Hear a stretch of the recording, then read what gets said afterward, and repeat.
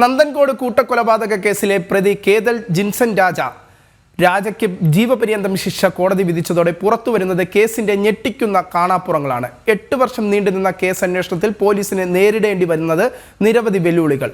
കേസിലെ പ്രതി കേതൽ അന്വേഷണ സംഘത്തിനെ വഴിതെറ്റിക്കാൻ നിരവധി തവണ ശ്രമിച്ചിരുന്നുവെങ്കിലും പോലീസിന്റെയും മനഃശാസ്ത്ര വിദഗ്ധരുടെയും മുന്നിൽ പിടിവീഴുകയായിരുന്നു.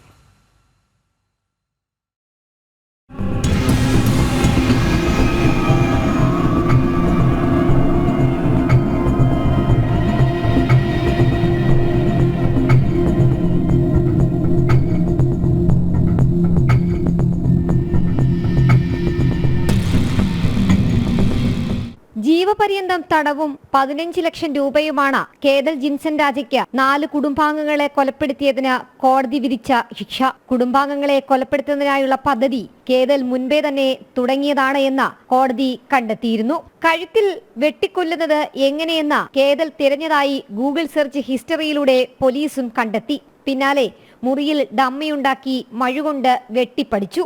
ഇതൊന്നും പോരാഞ്ഞ് 2017 ഏപ്രിൽ 5 കമ്പ്യൂട്ടർ പ്രോഗ്രാം കാണാൻ വിളിച്ചു വരുത്തിയ ശേഷം ആദ്യം അമ്മയെ വെട്ടിവീഴ്ത്തി. പിന്നാലെ അച്ഛൻ രാജാതങ്കം, സഹോദരി കരോളിൻ, ബന്ധു ലളിത എന്നിവരെയും കൊലപ്പെടുത്തി.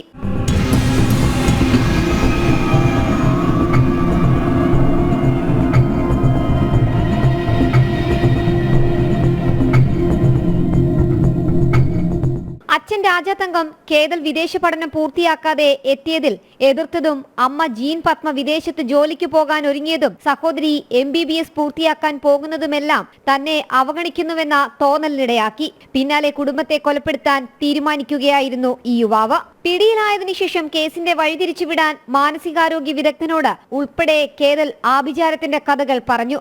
എന്നാൽ പോലീസും മാനസികാരോഗ്യ വിദഗ്ധരുമെല്ലാം ഇത് വിശ്വസിക്കാൻ തയ്യാറായിരുന്നില്ല.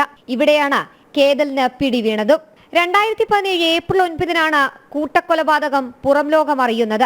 ഏപ്രിൽ 5, 6 തീയതികളിലായിരുന്നു കൊലപാതകം. ക്ലിഫ് ഹൗസിന് സമീപത്തെ 117 നമ്പർ വീട്ടിനുള്ളിലിട്ട് തീ കൊളുത്തിയ രീതിയിലായിരുന്നു 3 മൃതദേഹങ്ങൾ കണ്ടെത്തിയത്. മറ്റൊരു മൃതദേഹം ശുചിമുറിയിൽ അഴുകിയ നിലയിലും. കൊലപാതകം കഴിഞ്ഞ ഉടനെ ചെന്നൈയിലേക്ക് പോയ കേതൽ തിരിച്ച് തിരുവനന്തപുരത്ത് വന്നപ്പോഴാണ് പോലീസ് അറസ്റ്റ് രേഖപ്പെടുത്തുന്നത്.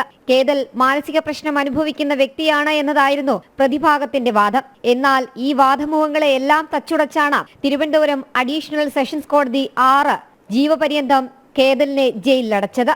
ജനം, തിരുവനന്തപുരം.